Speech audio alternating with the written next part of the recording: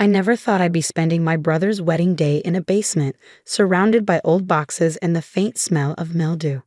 But there I was, dressed in an expensive burgundy gown that cost more than 3 months' rent, perched on a folding chair beside the water heater. "The basement is good enough for you," my mother had smirked, adjusting her designer dress.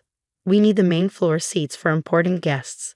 Important guests, that's what they called my brother Michael's new in-laws, the prestigious Williams family, with their old money and social connections. Can't have the family disappointment ruining their perfect wedding photos. What my family didn't know was that I'd been secretly paying the mortgage on their dream house. This very house, for the past 3 years, $8,500 every month, transferred quietly from an offshore account they knew nothing about. Without my money, they would have lost this place years ago. But let me start from the beginning.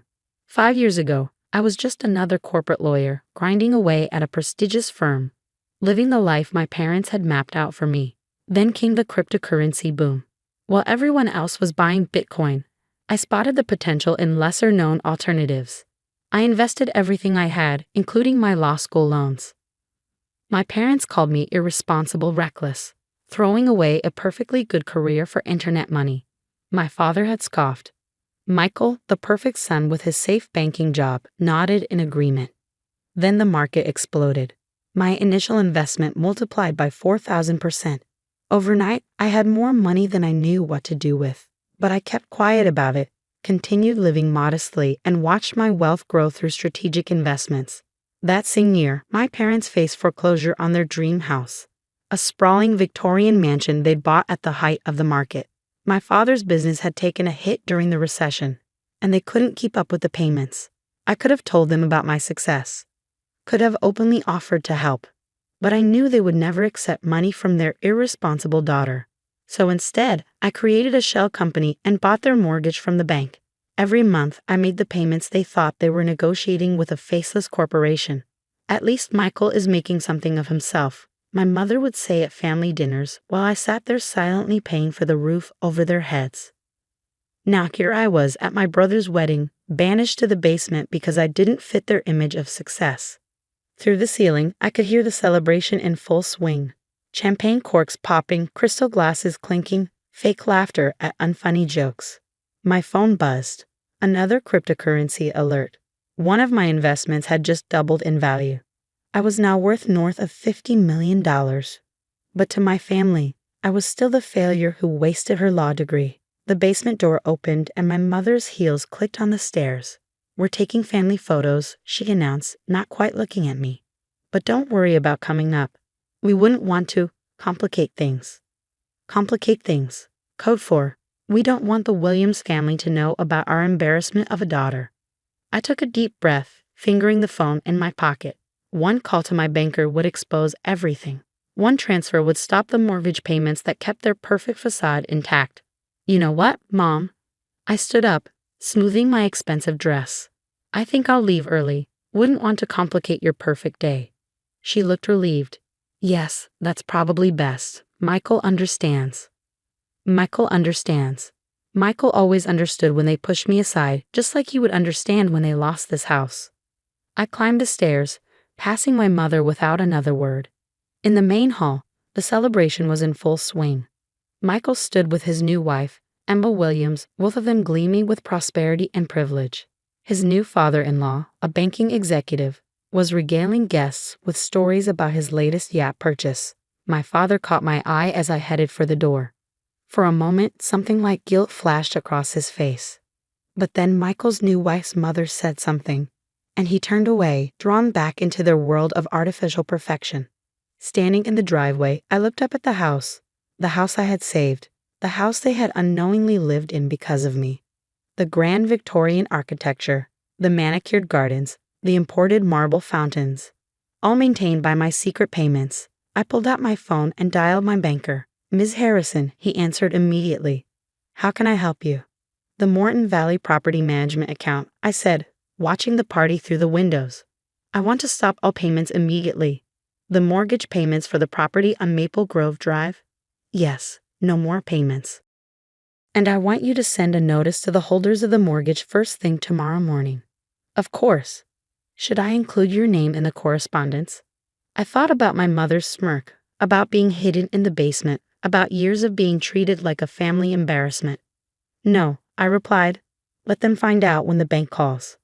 After hanging up, I stood there for a moment longer, watching the shadows dance across the windows of their perfect house. Tomorrow morning, their world would come crashing down. Tomorrow, they would learn that their safety net wasn't a generous bank or my father's business acumen. It was me, the daughter they hid in the basement. I slipped into my car, not the modest Honda I drove to family events, but my real car, a Bentley I kept hidden at a private garage. As I pulled away from the house, I caught one last glimpse in my rearview mirror. They were all gathered at the window, champagne glasses raised, celebrating their perfect family moment. By this time tomorrow, everything would change. The next morning, I sat in my real office, not the small law practice they thought I ran, but the top floor of a gleaming downtown tower. My cryptocurrency empire had expanded into a full-scale investment firm. The woman they considered a failure managed billions in assets for clients around the world. I waited for the call I knew was coming. At exactly 9:15 a.m., my private line rang. It was my father. My father's voice trembled on the line. Sarah, something's wrong. The bank, they're saying our mortgage payments have stopped. They're threatening foreclosure. I leaned back in my leather chair, looking out over the city skyline. Really? How unfortunate. I don't understand. We had an arrangement with Morton Valley Property Management. They've been accepting reduced payments for years. Yes, I cut in. About that, Morton Valley Property Management is one of my companies. Silence. Then, what? I bought your mortgage 3 years ago, Dad. Every payment, every extension, every act of generosity from your property managers. That was all me. I heard him sink into a chair, his breathing heavy. That's impossible. You're just a small-time lawyer. Am I? I pulled up my company's website on my screens. Why don't you Google Harrison Global Investments right now? I heard keyboard clicks, then a sharp intake of breath. My company's homepage showed our current portfolio value, $4.2 billion in assets under management. This is yours. CEO and founder, I confirmed. That internet money you mocked me for, it was just the beginning. I built an empire while you were hiding me in basements and pretending I didn't exist. The door in the background opened on his end. I heard my mother's voice, shrill with panic. Henry, the bank says we have 30 days before they start foreclosure proceedings. Put me on speaker, I commanded. When I heard the click, I continued. Hello, Mom. Enjoying the morning after your perfect wedding? Sarah? She sounded confused. What are you doing on the phone? We're in the middle of a crisis. Are you? Let me guess. Morton Valley Property Management suddenly stopped accepting your payments. The bank is demanding the full mortgage amount. How did you? Wait, what's going on? Remember yesterday, my voice was ice cold. When you put me in the basement because I wasn't good enough to be seen with the Williams family? Turns out I was good enough to pay your mortgage for the past 3 years. Dead silence. That's right, I continued. The daughter you were so ashamed of has been keeping you in that house.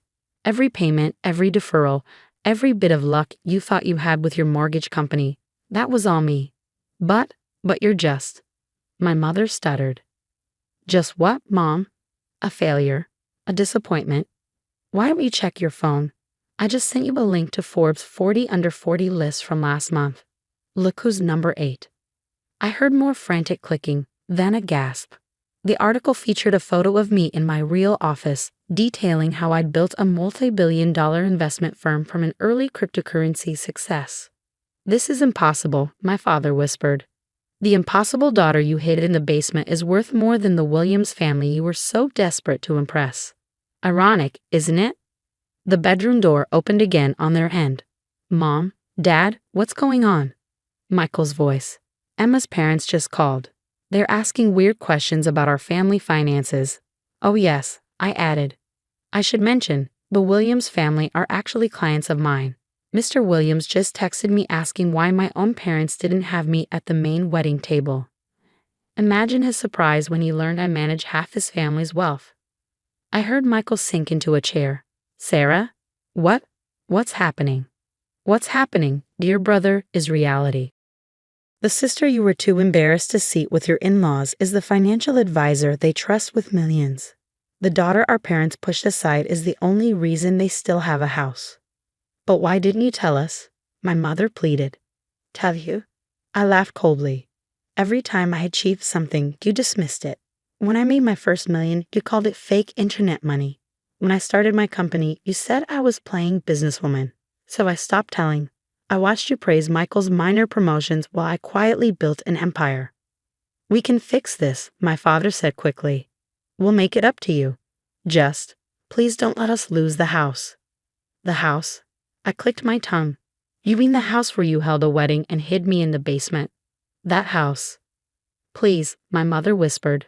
We'll do anything. Anything? I paused. Okay, here's what's going to happen. I'm sending over a courier with 2 documents. The first is a check for $300,000, the exact amount I've paid toward your mortgage over the past 3 years. You're going to take that money and catch up on your payments. Thank you, my father breathed. Thank you whenever. I'm not finished, I cut him off. The second document is a press release. It announces that Harrison Global Investments is opening a charitable foundation. The first donation will be your house, once you sign it over to me. What? My mother gasped. You'll continue living there, I explained.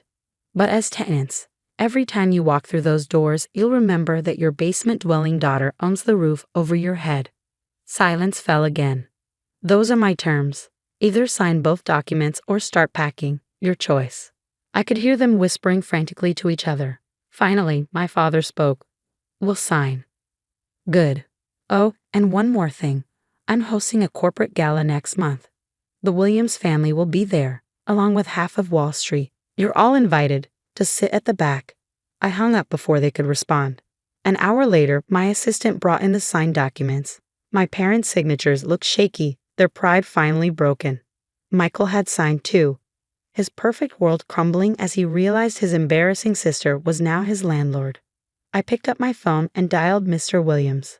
Sarah, he answered warmly. I was just about to call you. The most extraordinary thing happened at my daughter's wedding. Yes, about that, I smiled. I'm hosting a gala next month. I'd love to have you and your family at my table. We can discuss that investment opportunity you mentioned. Of course, though I must say, I'm a bit confused about yesterday. Why were you in the basement? I finished his question. Let's just say I was conducting a little experiment in humility. Speaking of which, my family will be attending the gala as well. Perhaps you could help me decide where to seat them. After hanging up, I walked to my office window. In the distance, I could see my parents' house. My house now. The morning sun glinted off its windows, a reminder that sometimes the best revenge isn't just success. It's making them live with the knowledge that the child they banished to the basement now owns their world. I picked up a photo frame from my desk, the only family photo I kept. It showed a younger me standing slightly apart from the others, already being pushed to the margins. I placed it face down in a drawer. Then I opened my laptop and began planning the seating chart for my gala. I made sure to put my family's table right next to the kitchen entrance. After all, the basement wasn't available.